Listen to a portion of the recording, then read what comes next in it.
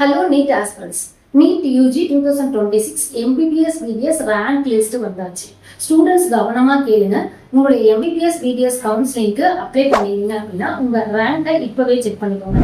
உங்க overall rank என்ன, category and community rank என்ன, உங்களுக்கு டீடைல்ஸ் எல்லாம் சரியா இருக்கா, இதெல்லாம் முதல்ல வெரிஃபை பண்ணிக்கோங்க. ரேங்க் லிஸ்ட் வந்துருச்சுன்னா அடுத்து என்ன, counselling process. So choice filling, college selection, MBBS BDS post preference, government quota management கோட்டாவுக்கு நீங்க அப்ளிகேஷன் போட்டிருந்தீங்க அப்படின்னா ஸோ அதுக்கு தகுந்த மாதிரி நம்ம காலேஜ் ப்ரிஃபரன்ஸ் வைக்கணும். அதுக்கப்புறம் சீட் அலாட்மெண்ட். ஸோ அதுக்கப்புறம் காலேஜ்ல போய் நம்ம ஜாயின் பண்ண போறோம். ஸோ முக்கியமான விஷயம், ரேங்கை பார்த்த உடனே எந்த காலேஜ் எனக்கு கண்டிப்பா கிடைக்கும் அப்படின்னு முடிவு பண்ணாதுங்க.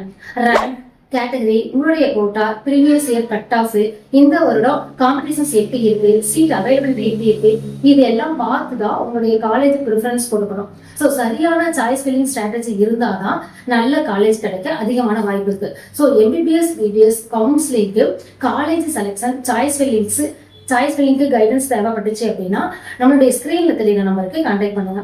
Hello future doctors, all the best. Like, share, follow பண்ண மறக்காதீங்க.